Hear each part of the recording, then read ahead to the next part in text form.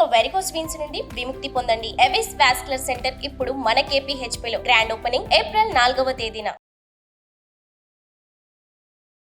Welcome to India's largest digital media network Suman TV. నేను మీ సంగీత నారాయణన్. నాతో పాటు ఈరోజు ఇంటర్నేషనల్ లైఫ్ కోచ్ అలాగే ఫేస్ రీడింగ్ ఎక్స్పర్ట్ జగదీష్ వి చలంగారు మనతో ఉన్నారు.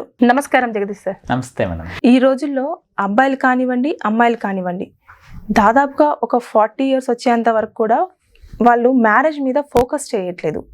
ఎందుకని వాళ్ళ మైండ్ సెట్ ఆ విధంగా ఉంటుందంటారు? So one of the main reason ఏమి అంటే ఇప్పుడు చాలా మంది డబ్బు వెంట ఉండరు.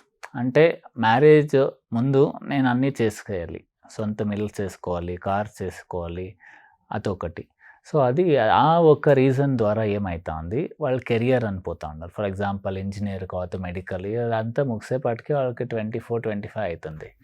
తర్వాత ఇంకేం లైఫ్ సెటిల్ అనే టైంలో అక్కడ యాక్చువల్లీ జర్నీ స్టార్ట్ అవుతుంది. వాళ్ళు అనుకునే పొజిషన్కి వచ్చే టైంకి 40 years అయిపోతూ ఉంది.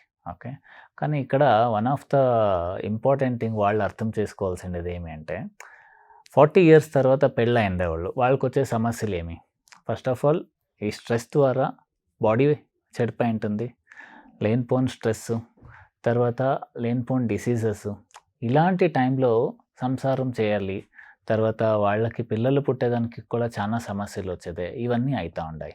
ఓకే, సో అదే బదులు ఇద్దరు ఒక గోల్ పెట్టుకొని, okay, for example 24 to 28 or 30 years లోగా అట్లీస్ట్ పెళ్లి చేసుకునే ట్రై చేస్తే పెళ్లి చేసుకొని వాళ్ళు అనుకునేది అచీవ్ చేయొచ్చు. చాలామంది అది చేసిండారు. Okay, for example Infosys founder Narayana Murthy garu కానీ సుధామూర్తి వాళ్ళు పెళ్ళైనప్పుడు దేవేర్ నథింగ్, ఏమీ లేదు, కానీ వాళ్ళిద్దరు సపోర్ట్ చేసి ఒక సామ్రాజ్యాన్ని కట్టేశారు. ఓకే, ధీరుభాయ్ అంబానీ వాళ్ళు చూస్తేనో అలాగే ఉండింది, కానీ సామ్రాజ్యం కట్టచ్చు. కానీ ఏమో నేను చేయలా ఏమో అని ఇంప్రూవ్ చేసుకోండి, తప్పలేదు. ప్రూవింగ్ వెళ్ళిపోవద్దండ. ఒక వ్యక్తి ఇలాంటి అమ్మాయిని పెళ్లి చేసుకునే, ఎందుకంటే ఇంత శాలరీ ఉండే, ఆ శాలరీ వచ్చే వరకు ఈ వ్యక్తి పెళ్లి చేసుకునేలే. పోని తర్వాత అచీవ్ చేశాక పెళ్లి చేసుకుంటాను అంటే ఆ టైంకి ఇంకొక సమస్య ఉంటుంది, ఆల్రెడీ హెల్త్ ప్రాబ్లం అయిపోయి ఉంటుంది.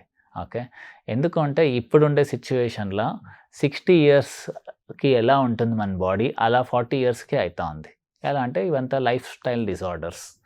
అదే పాతకాలంలో చూడండి, 50 yearsకి 55 yearsకి వాళ్ళకి బిడ్డలు ఉంటా ఉండ్రి, వాళ్ళ బిడ్డలు పెళ్లి చేసాకి వాళ్ళు రెడీగా ఉంటా ఉండ్రి. 40 yearsకి పెళ్లి చేసుకొని బిడ్డలు కానీ తర్వాత వాళ్ళకి పెళ్ళి చేయాలా అంటే చాలామంది ఆ టైంకి ఉండలే, అంటే ఆ బిడ్డలకు అన్యాయం అవుతా ఉంది. ఓకే, కాబట్టి పెళ్ళి త్వరగా చేసుకునే దాంట్లో ఏ మాత్రం తప్పులేదు. ఓకే, మీకు కరెక్ట్ మ్యాచ్ దొరకలేదు అంటే వెతకడం అర్థం ఉంది. అంటే వాళ్ళ ఆలోచన విధానం ఏ విధంగా ఉంటుందంటారు? అంటే మీరు అన్నట్టుగా డబ్బు ఒకటి అని చెప్పారు. ఎలా అంటే ఒకరు చాలా రిచ్ అమ్మాయిని పెళ్లి చేసుకుంటారు, రిచ్ అబ్బాయిని పెళ్లి చేసుకుంటారు. ఆ సంబంధం వచ్చే వరకు వీళ్ళు వెయిట్ చేస్తూ ఉంటారు, అది వచ్చేలేదు. వీళ్ళు అది రావాలి అంటే ఇతను ఏదో సాధించాలి, అది సాధించాకే టైం అంతా అయిపోతుంది, తర్వాత ఫ్యామిలీ లైఫ్లో ఏమీ ఉండలే. ఓకే, సో అక్కడ one of the main reason. So ప్రతి ఒక్కరి లైఫ్ డిఫరెంట్.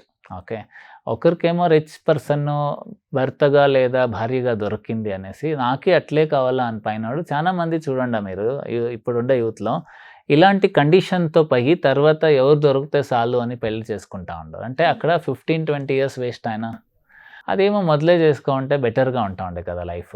సో నేను చాలా తొందరగా పెళ్లి చేసుకోవాలి అని చెప్పాలి. అట్లీస్ట్ 26 to 30-32లోగా పెళ్లి చేసుకుంటే మ్యారీడ్ లైఫ్ బాగుంటుంది, లేకపోతే చాలా కష్టమవుతుంది. తర్వాత ఇంకొకటి ఏమంటే 40 తర్వాత మ్యారేజ్ అయిన తర్వాత ఆ మైండ్ సెట్ ఉండేలే వాళ్ళకి. ఎలా అంటే ఆ స్ట్రెస్, ఆ బాడీలో ఉండే పెయిన్స్, ప్రాబ్లమ్స్, వాళ్ళ మ్యారీడ్ లైఫ్ ఇంకా బర్డన్గా అనిపిస్తుంది వాళ్ళకి. అది ఒక రీజన్. చాలా డైవర్స్లు అవుతూ ఉండేది. ఎలా అంటే వాళ్ళు చేసుకునే ఏజ్కి ఆల్రెడీ బాడీని వాళ్ళు కోల్పోయింటారు. ఆల్మోస్ట్ బాడీ సరిగా పనిచేస్తూ ఉండలే, ఆ హెల్తీ, ఆ యాక్టివ్, ఆ ఫ్రెష్ మైండ్ ఉండలేదు. సో అప్పుడు భర్త అలాగా ఉంటే భార్యకి నచ్చలే, డైవర్స్ అవుతుంది, లేదా భార్య అలా ఉంటే భర్తకు నచ్చలే, డైవర్స్ అయిపోతూ ఉంది.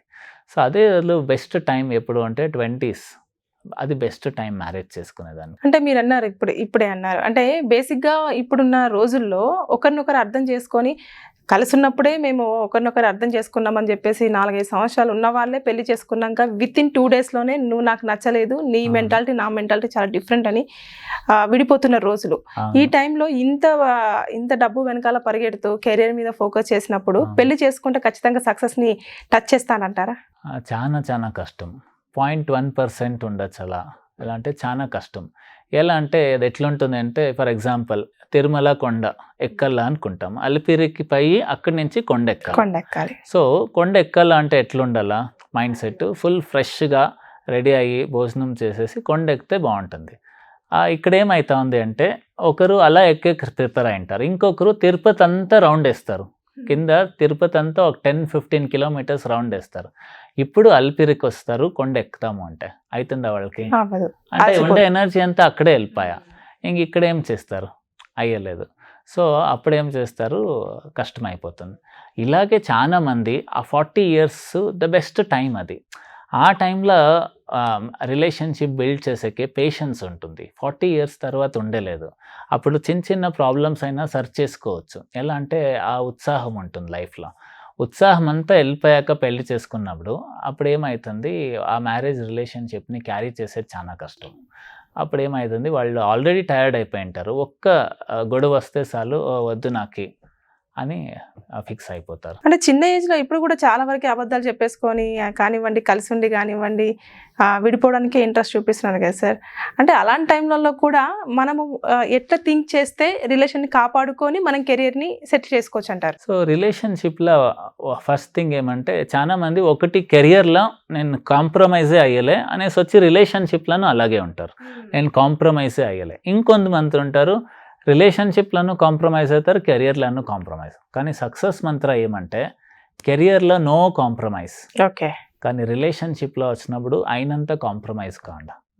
ఎంత కాంప్రమైజ్ అయితే అంత విలువ పెరుగుతుంది అట్లయినా రిలేషన్షిప్లో. కానీ ఏమవుతుంది, బాస్ యాటిట్యూడ్ని వచ్చి అథవా నేను ఒక కంపెనీ మేనేజర్ అనేసి వచ్చి భార్య దగ్గర మేనేజర్గా బిహేవ్ చేస్తే అక్కడ you are the best friend లాగా బిహేవ్ చేయాలి.